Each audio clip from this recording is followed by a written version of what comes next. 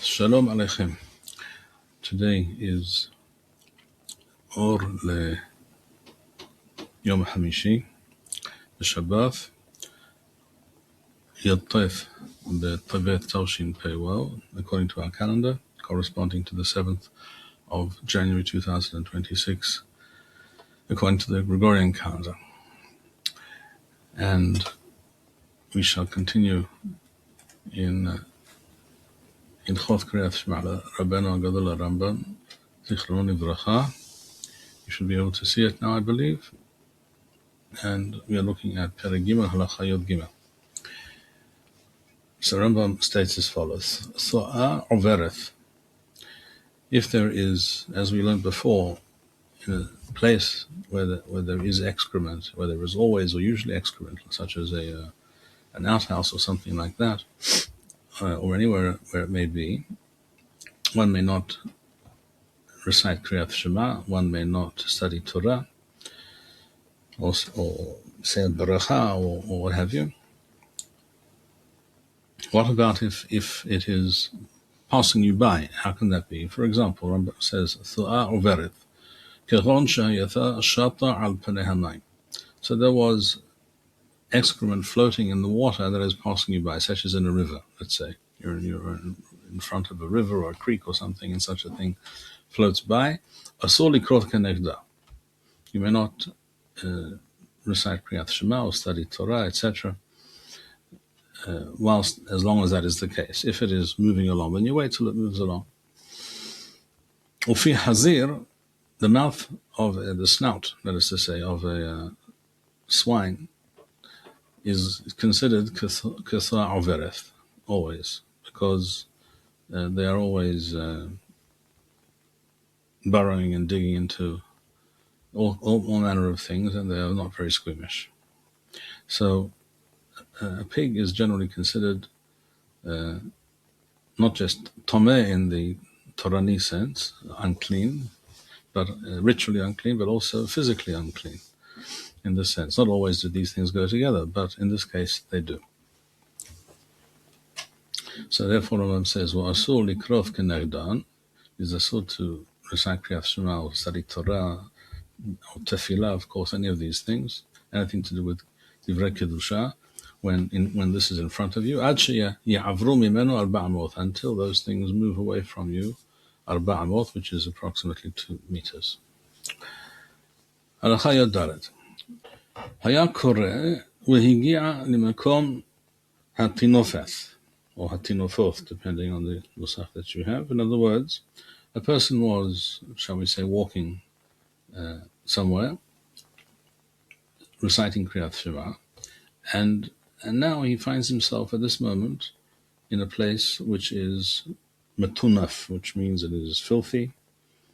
There may be excrement or piles of malodorous garbage or what have you all over the place.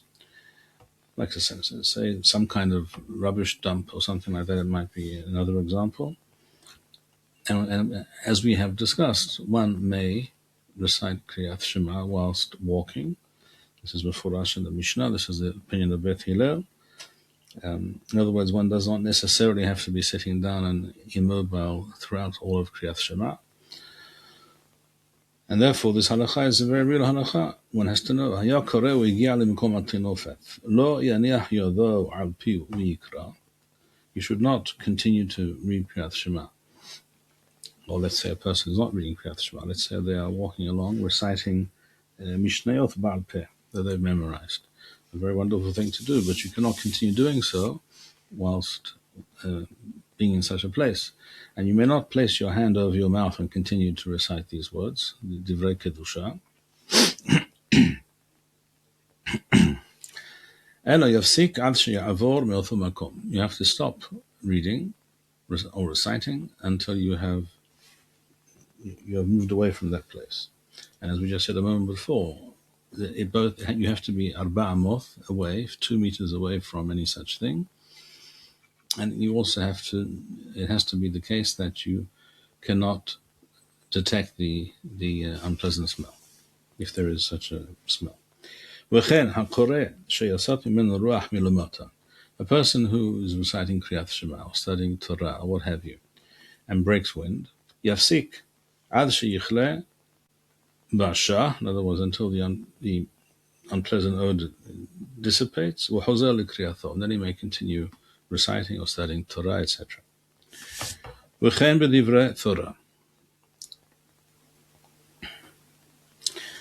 יצאת רוח מחברו, if someone near him, let's say in the Beit Midrash, broke wind, אף על פי שמפסיק לה קריאת שמע, מפסיק לה קריאת שמע, אינו מפסיק דברי תורה. Even though the Talmud discusses this matter and draws a distinction between Kriyat Shema, perhaps because it is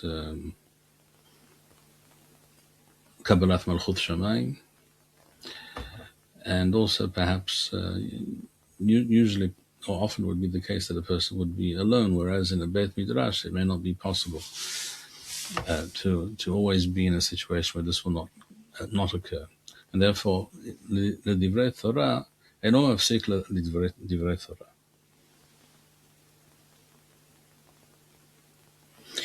The more correct Girsa apparently is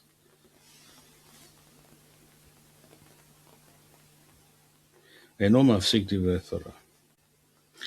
The meaning of the word la that we have here before us, where it says יצאת רוח מחברו אף על פי שמפסיק לה קריאת שמע, la means bighlala, for that reason, because of that reason, even though for that reason you would cease reciting Kriyat Shema until the odor dissipates. Eino mafsik la divrei Torah. That's the girsa on the screen in front of us. In this Mahadura in front of me here, which seems to be a better, even a preferable girsa, it says Af al pi shemafsik la Kriyat Shema eino mafsik divrei Torah. There is also apparently a girsa Af al pi shemafsik likriyat Shema, not la, but Af al pi shemafsik likriyat Shema eino mafsik divrei Torah. Either way, the meaning is clear. Halakha Tetwa. היה קורא קריאת שמע בבית, ונסתפק לו אם יש שם צואה או מרגליים או אין שם. A person finds himself in a place. Babayit means not necessarily in his home. It means in a room, in a space enclosed by walls.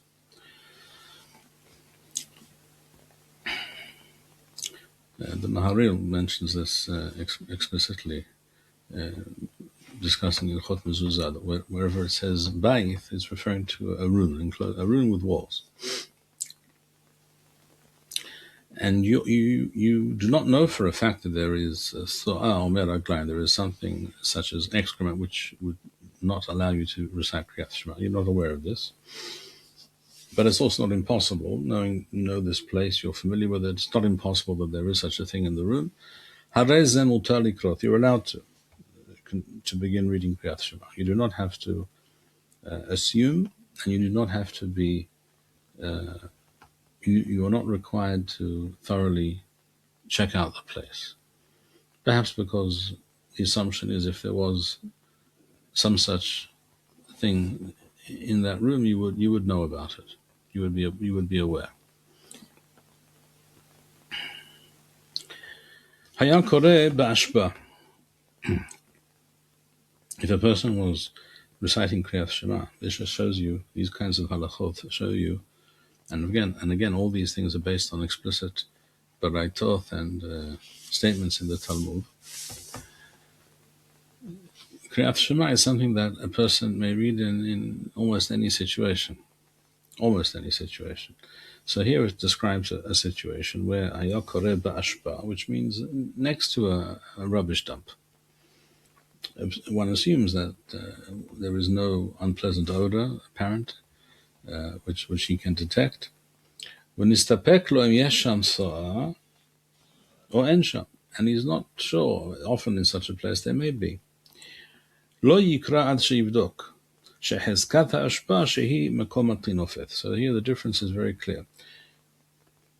A room in a house, in a home, any specific or any given place, there is no hazakah.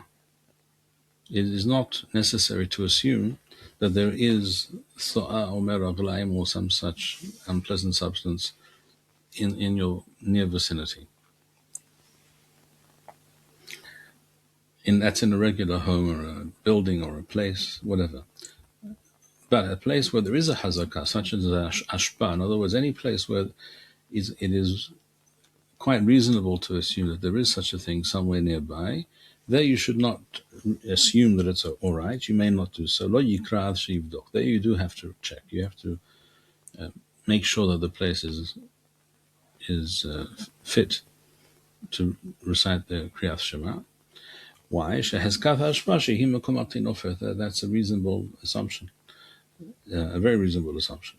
Aval safek meraglaim afilu ba'ashpa mutar likroth.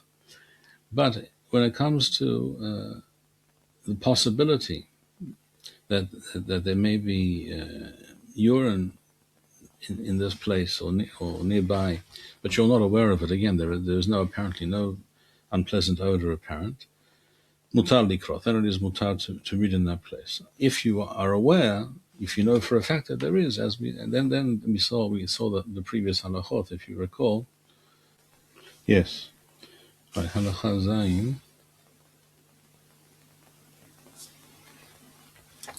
Here we see meraglaim shenivla'u b'karka. So there was urine in this place, and it's now absorbed into the ground. Im haya rishuman nikar, we saw, and there's a mahloket here also about the girasa, which is based on different lashonot in the Talmud. So the girasa that I have in front of me here, which is the more correct girasa apparently, im hayu meratavin hayad asur likroth kenegdan. If you were to touch it, you would feel the dampness. It would make your hand damp or wet. Then it's asur to recite Kriyat Shema with this nearby. Meratavim hayad mutar. So that's the general rule with regards to urine. Here we're talking about a safek. In Halakhat well, we're talking about safek meraglaim. It's quite possible that in such a place some people urinated or tossed out, emptied out their chamber pots or what have you onto this place, but you're not aware of this. In the previous halakha, halakha zayin, you are aware, you can see, you know. Here you do not know, it's a safek. In that case, mutar likro. Very well. Halakha teth zayin. Keshem שאסור לקרות כנגד סואה וממנו רגליים עד שירחיק.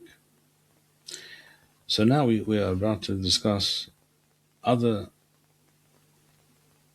realities, other situations in which one may not recite divrei kedusha, such as Kriyat Shema.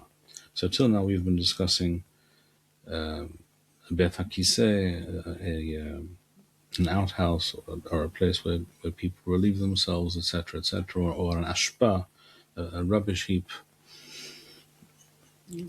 Where now we're about to discuss erwa. So Rambam says, "Kishem she'asur likrot keneged tho'a u'memeraglaim ad sheyarhik." Just as we saw all these halachot referring to meraglaim and tho'a, excrement and urine, kach asur likrot keneged ha'erwa ad sheyachzir pano. If there is, let's say, a scantily clad woman in front of you, you cannot recite Kriyat Shema in that situation. That is called erwa. That is called something unseemly. Kach asur likrot keneged ha'erwa ad sheyachzir pano. What do? You have to turn away. Afilu goy or katan, lo yikra keneged erwatan. And it's not only the case of a scantily clad woman, as I said before. It could also be a non-Jewish man who is naked for whatever reason, and he's visible, he's in front of you, or katan, or even a child. You must not read Kriyat Shema or study Torah, etc. Keneged erwatan, when these sights are in front of you. Wa'afilu hayatha mechisa shel zechuchit mafseket, and even if there is between you and this naked person, there is a window or a glass wall or a glass door between you. Mechisa shel zechuchit mafseket, but you can see what's on the other side. Ho'il wahu ro'a et ha'irwa, seeing that you clearly see what is on the other side. It therefore makes no difference.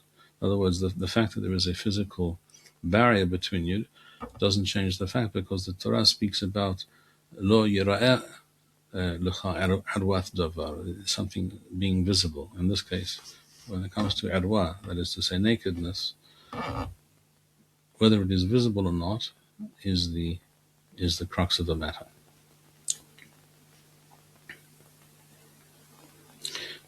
However, there is a very big difference between a, shall we say, naked male and a female.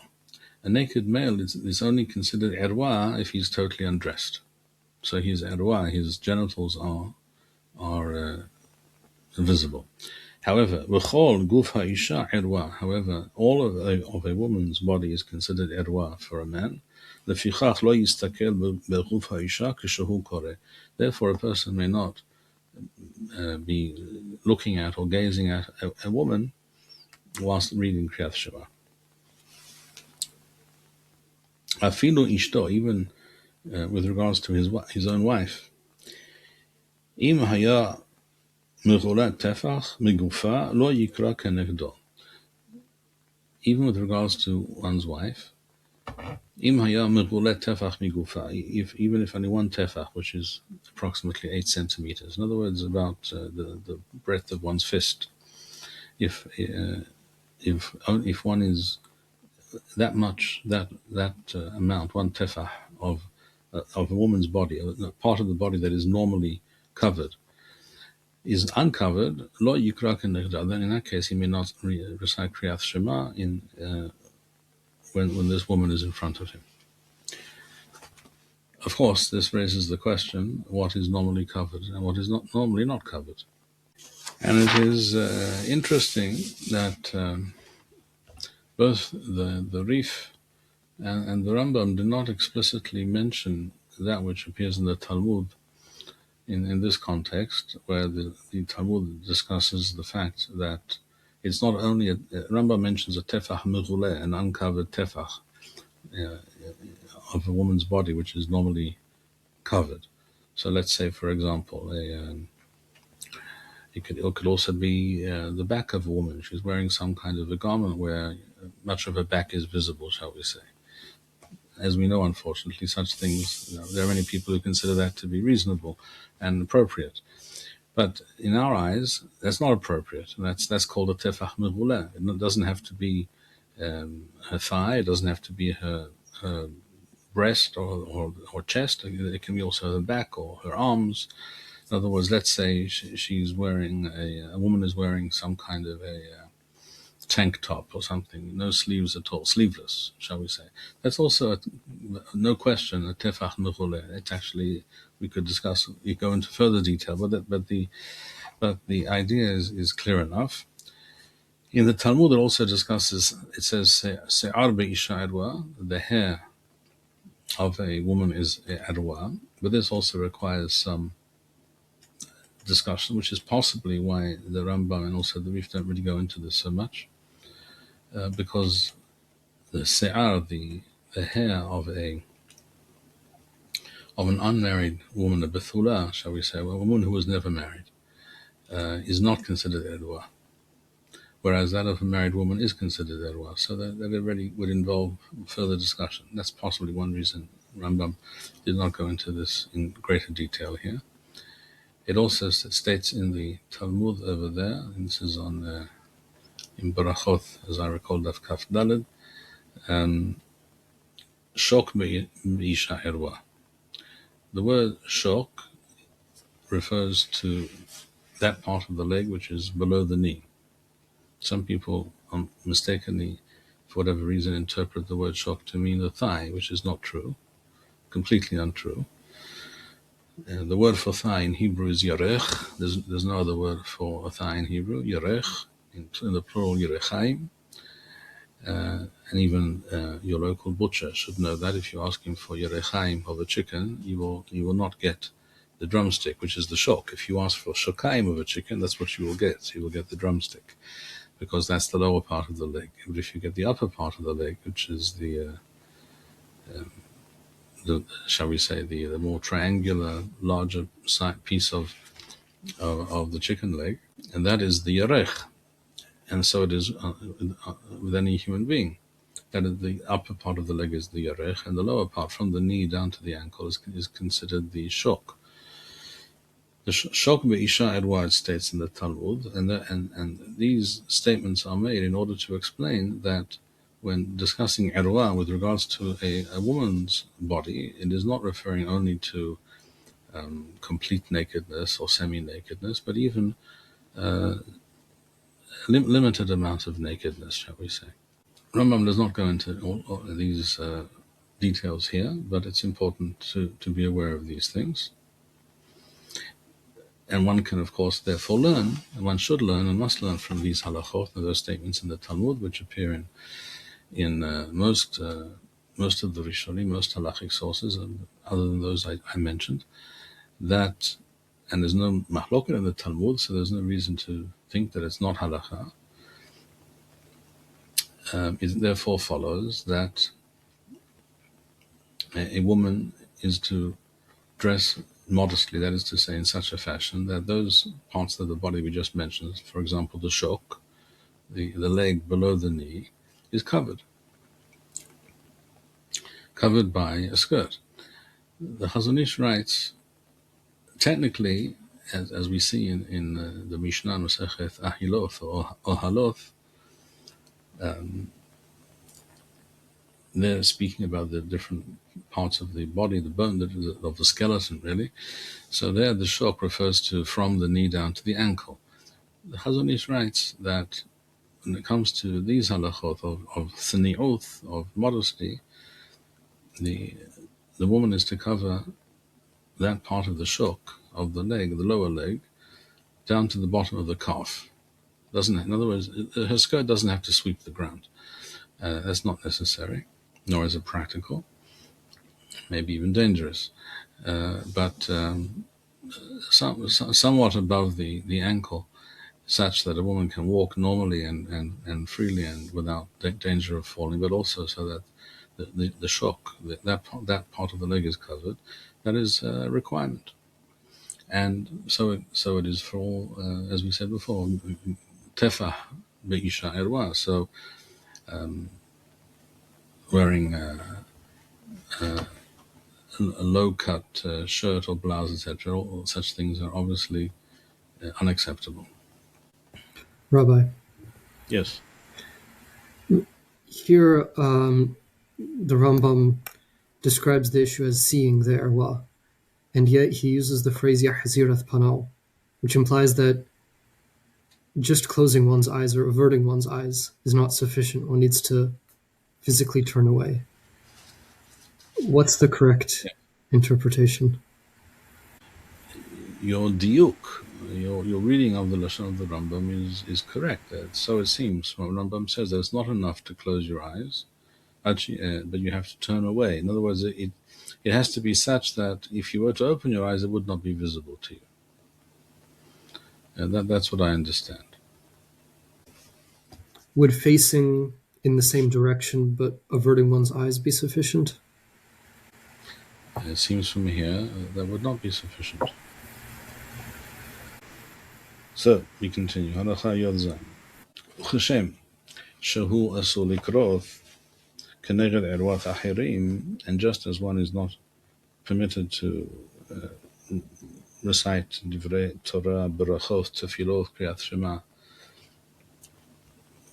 in the presence of, when the erwa of others is visible, kachu asur likrot keneged erwatho. One may not also recite Kriyat Shema when oneself is naked.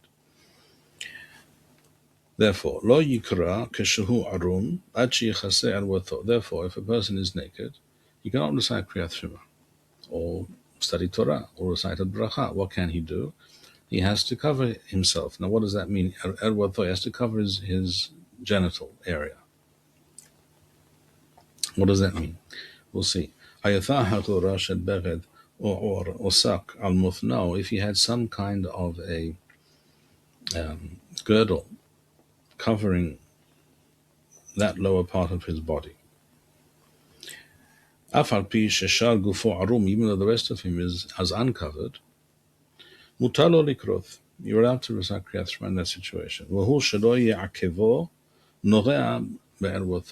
As long as any other part of one's body, such as one's heel, is not touching one's genital area. How could that be? For example, if one is lying in bed, curled up in bed, and one wishes to recite Kriyat Shema in that state, it's possible, as we see here, as long as one's heel is not in contact with that part of his body.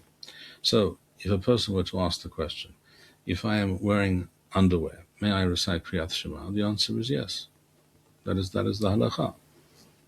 No one's saying that it's one has to go out of one's way in order to makayem this halakha, in order to live up to this situation described in this halakha, but that is the fact. Kriyat Shema may be recited in many situations, even one in which is even a situation where one is mostly naked, but not completely. If a person was sleeping in some kind of wrapped up in some kind of a blanket or something like that, in other words, a shawl or a blanket, in other words, some kind of a loose four-cornered garment, but otherwise he's undressed. Then, so if a person is lying in bed, for example, one has to create some kind of mehitza, some kind of physical barrier between one's heart, in other words, the upper part of one's body, and one's genital area, the lower part of one's body. And you can do that with, for example, the talith. The word talith doesn't mean a talith that one wears normally during tefillah or other situations or in general. The word talith just means, it can mean a blanket or anything like that, any kind of a square or rectangular garment or a piece of cloth, a shawl. One has to distinguish and differentiate and create a barrier between the upper part of one's body and the lower part of one's body. That's what Rambam says. You have to create that barrier beneath one's under one's heart, under this part of the body, the upper part, and the lower part, so that there should not be a situation where the upper part of one's torso and the lower part of one's torso are, as it were, inside of each other. In other words, but this halakha that you have to be hothes ben libo la'irwa means that you cannot simply draw the blanket up to your neck, shall we say, and cover yourself from the neck down, because then your torso, all parts of your torso are considered in the same reshut. They're all in the same space, in the same area, and you have to make a distinction or some kind of barrier between your heart. That's what we have to avoid. In the Talmud, there are actually two opinions on the matter, but this is the halakha, whether it's sufficient to cover from the neck down or not. The halakha is clearly that it's liboro et ha'irwa, is asur. So you have to have something which which is from, shall we say, here or here down, and makes that barrier, creates that distinction.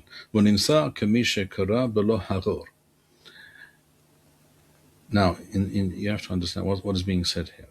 The word haror again means some kind of a girdle or a belt or something like that. It was not uncommon in earlier times for people to wear some kind of a gown or a loose garment worn over the body, drawn over one's head, and then which falls down down towards one's legs and feet. So like a woman's dress, shall we say, or something like that. What the Arabs would call perhaps a jalabiya or something like along those lines. And people did not necessarily wear underwear, and therefore, if it's loose, this garment will your libo and your erwa will still be in sight of one another. There will not be that barrier. So then it was necessary to wear a haror. A haror is some kind of a girdle or belt or some kind of a sash which you wear on your stomach area, which means that garment that you're wearing is pressed up against your body, and therefore there is this barrier between libo wa ha'irwa. If you that is not possible, and therefore in that situation, wearing a haror, some kind of a sash or belt or what have you, is a chova, is essential. It's not possible to walk around all day without such a belt or a girdle around one's waist. This is why we find certain people with the practice of wearing what's called a gartel. But the truth is, a gartel is when one wears underwear, for example, a gartel is not necessary. That's clear. L'fi din. I'm not talking about all the possible views that one could mention, all the different statements you might find in various books, but that is the case.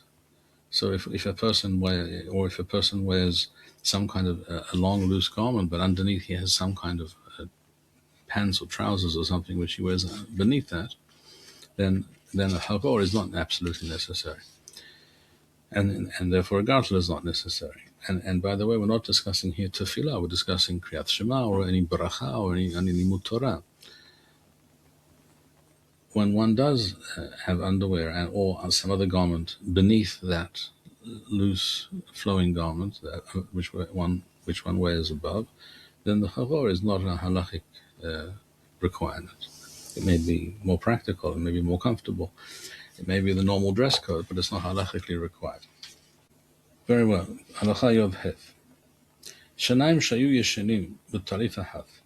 Two people were sleeping in the same bed, and they were covered by the same blanket. As we said before, the word talit refers to a blanket or any kind of a oblong, rectangular, square cover which one wraps around one's body or puts on top of oneself in bed.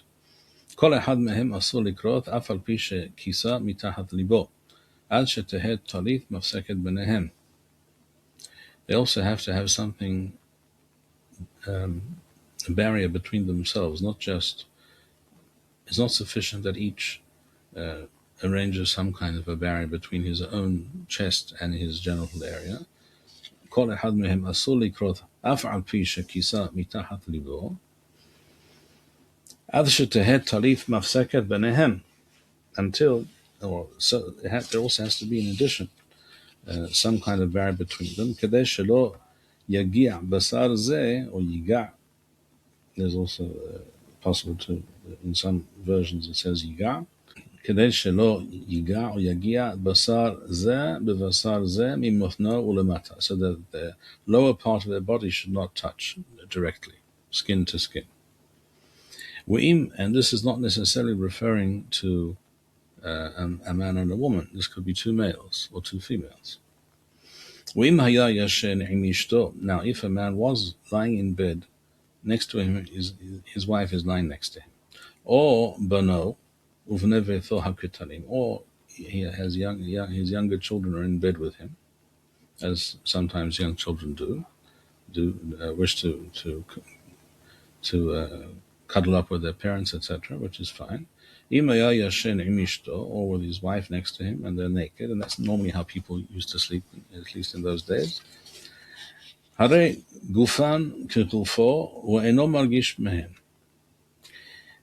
Because these are people that he lives with and is intimate with always.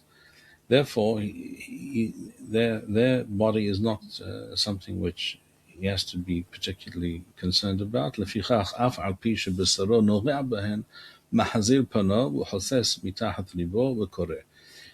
in that situation, if he turns away from them, because we said nevertheless, arwa is asur, so therefore if he turns away, he rolls over to the other, onto his side, he turns away from them, so he does not see them, and he has something which creates a barrier between his own upper part of his torso and the lower part of his body, he may read Kriyat Shema in that situation. So you see from these halachot, it was not unusual, it was not considered unheard of at all for a person to recite Kriyat Shema either in the early morning or in the evening in this kind of a circumstance. Now, this previous halakha specified young children. So therefore, the question now becomes in halakha yotef,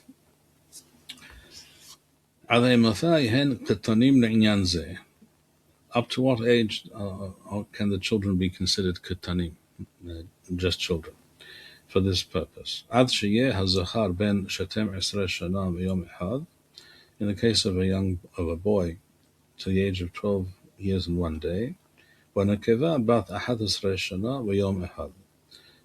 and 1 day in the case of a girl. In other words, this is 1 year before they become gedolim for other purposes. In other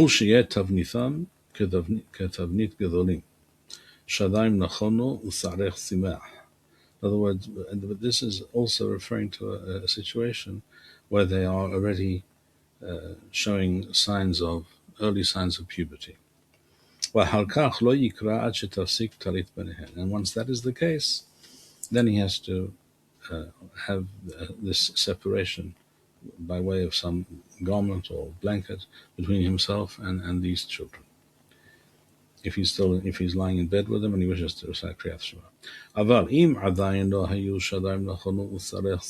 But if these early signs of puberty, such as the beginning of the development of breasts in a girl, or pubic hair, that's not yet the case. Then as long as that is not the case, there is no indication of puberty at all. He may recite Kriyat Shema with these children in bed next to him and touching him. In other words, their body is pressed up against his body. Until in the case of a male, till he is 13 years and 1 day old. The case of a female, and from that point on, he may not read Kriyat Shema when their bodies are pressed up against his.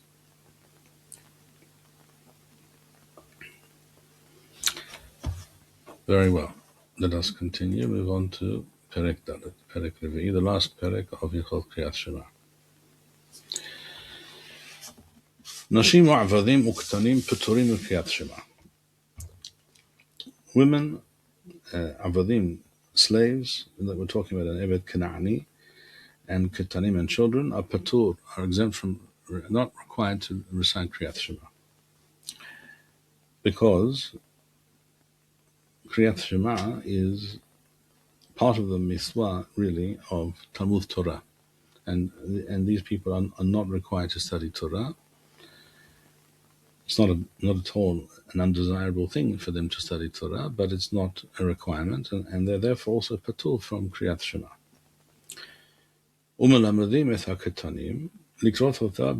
Nevertheless, it is correct and proper, and this is Midivrei Soferim, it is correct and proper to train young children Likroth Otha Be'onotha, to recite Kriyat Shema in its proper time, morning and evening. Umevarechim Lefana Ulahara, and to recite the Barachot before and after it. Kedei Lahanechan B'misvot. This is in order to train them. So this is all midin hinuch. And we will see later in Hilchot Tefillin, for example, the same is true of the Qatan, that is from the age that he is able to understand the Kedusha and therefore how to behave with regards to Tefillin, when he has to remove them and how to look after them, etc. In other words, from a fairly young age, shall we say from the age of 8 or 9 or something like that, a father is required to purchase for his son tefillin. I know that's not what goes on nowadays. Usually, nowadays it is somehow connected to the bar mitzvah, but that is in fact not the original and binding halakha. The original and binding halakha is that tefillin are also to be. A child is to begin from a age. With regards to Kriyat Shema, it will probably be from a younger age. You can train a child from the age of 6 or 7 to recite Kriyat Shema every day, even before he's of an age to really understand and be responsible with regards to his tefillin. But we're talking about a difference of a year or two, not more than that. So this Chova is midin hinuch, umelamedim et haktanim likroth otha ba'onatha, umevarechim lefana ulaharea, kedei lahancham b'mitzvot. Mi shaya libo tarud v'nehpaz b'dvar mitzvah mikol hamitzvot.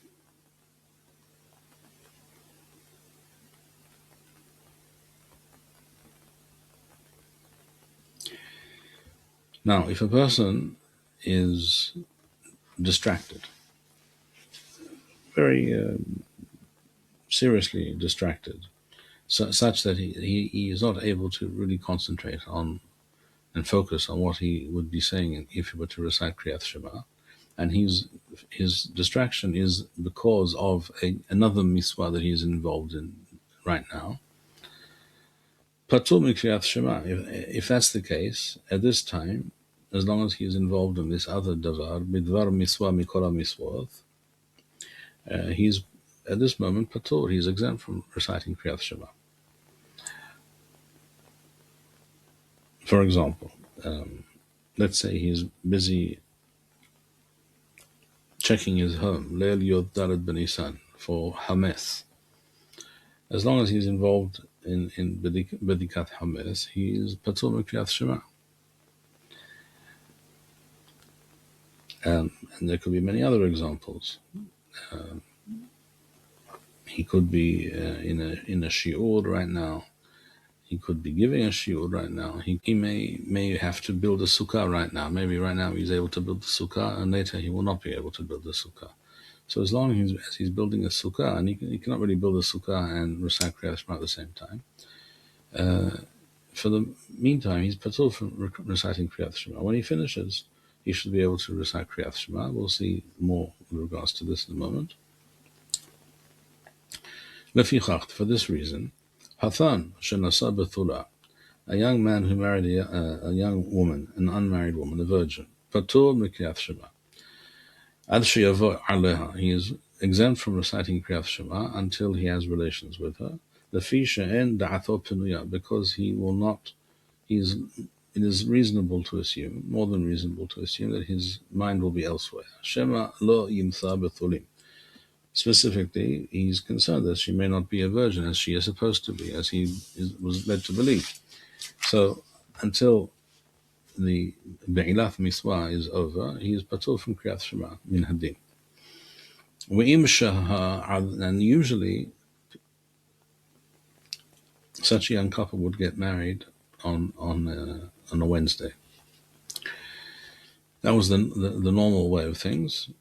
And if there was a problem, therefore, that required the going to a Beth Din, they would go to the Beth Din on Thursday, following day.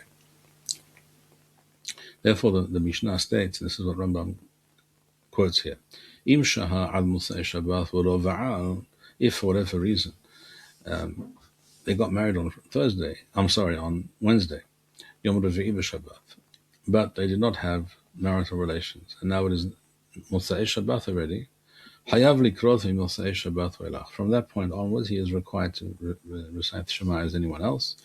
Shehare nitkarara da'atho. By this time, he will not be constantly, his mind will not be constantly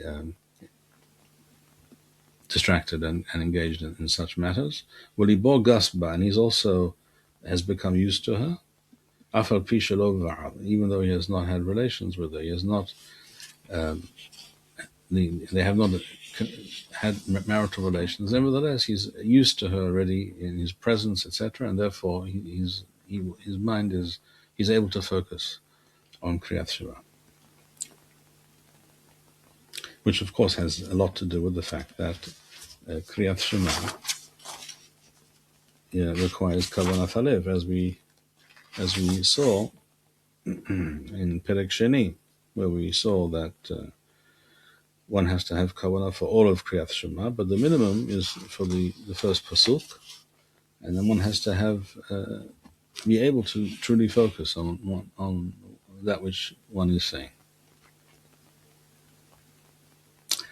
Halakha beth avar hanoseh et habe'ula. He, however, who marries a woman who is not a virgin, she was married before, she's divorced, or she is a widow, or what have you. Afal pishahu osek b'miswa, even though marrying this woman and having relations where there is a miswa, nevertheless, hayav likrot, he is required to recite Kriyat Shema. He is not patur. Ho'il wa'en lo davar shemashabesh et da'atho, seeing that the assumption is that there's no obvious reason for him to be overly concerned or distracted. V'chen kol kayoseh bo, and the same is true for anything else of a similar nature. In other words, there may be many other things that may cause a person to be in a state of mind temporarily, and such a state may continue for many hours or even a couple of days. Something is going on right now in his life, something very disturbing, very upsetting. He may not be able to focus at all. In that case, a person is patur from Kriyat Shema for that time. And therefore, another example of such a situation is a person who finds himself now in a situation of aveluth.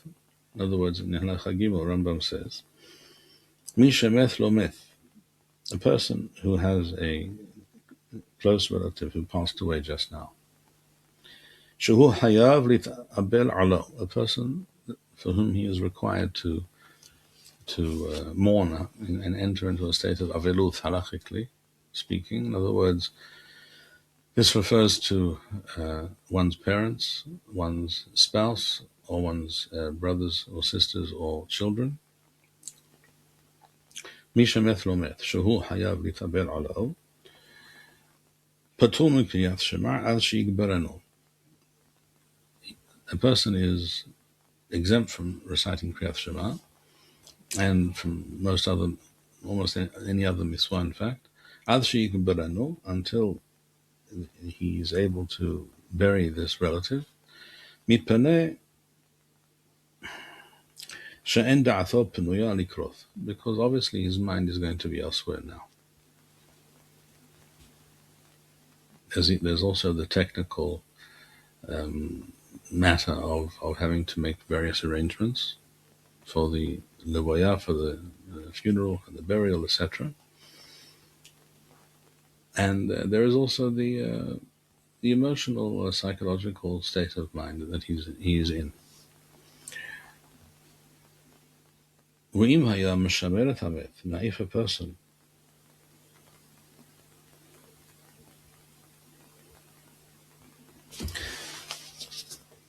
person has been hired or given the job of guarding a person who has passed away until he is buried, even though it's not a relative, patur min Kriyat Shema, he is patur during this time, because in that situation he is not in a fit state to recite Kriyat Shema. His mind is elsewhere, and he also has a great responsibility which he has to perform correctly. If there were two of them, there were two people who were given this task of protecting and guarding a dead Jew until he is buried, so that nothing can happen to the corpse, such as, for example, rodents, etc., beginning to attack the corpse or any other animal or anything of that nature. If there were two or more, then one can remain with the myth, with the corpse, and the other can go off somewhere else and recite Kriyat Shema, and then return, and they can then switch over. Also,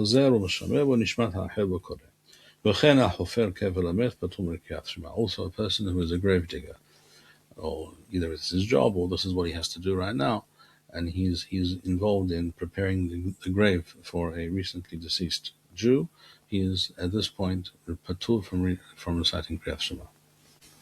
I think we'll stop here for today, and we'll carry on with these other halachot now.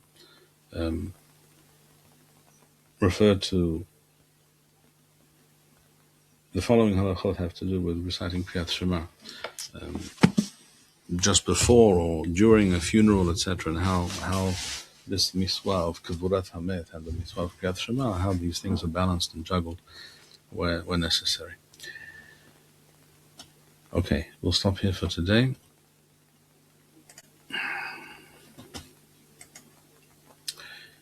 היו ברוכים, יזכו ויאמץ לבבכם כל המייחלים לאדוני. שלום וניצחון.